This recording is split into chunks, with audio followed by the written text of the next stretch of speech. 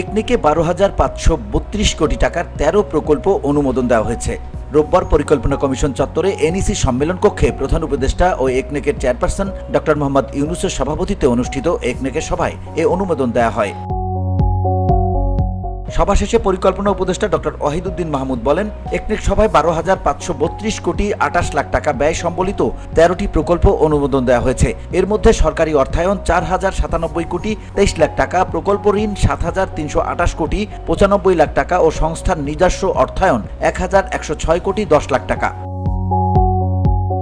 চীনের আগ্রহেই সরকার মোংলা বন্দরের সক্ষমতা বাড়ানোর প্রকল্প হাতে নিয়েছে জানিয়ে তিনি বলেন, মোংলা বন্দরকে আঞ্চলিক হাব হিসেবে গড়ে তোলা হবে। এজন্য মোংলা বন্দরে কন্টেইনার টার্মিনালের সক্ষমতা বাড়ানো হবে। এই প্রকল্প বাস্তবায়নে 3,600 কোটি টাকা ঋণ দিচ্ছে চীন।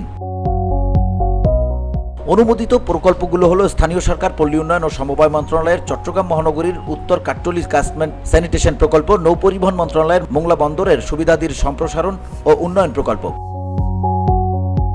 কৃষি মন্ত্রণালয়ের 2টি প্রকল্পের ধান, গম ও ভুট্টার উন্নততর বীজ উৎপাদন এবং উন্নয়ন প্রকল্প, তৃতীয় পর্যায় প্রকল্প এবং বিএডিসির বিদ্যমান বীজ উৎপাদন, প্রক্রিয়াজাতকরণ ও বিতরণ ব্যবস্থাদির আধুনিকীকরণ এবং উন্নয়ন প্রকল্প, খাদ্য মন্ত্রণালয়ের food safety testing capacity development প্রকল্প।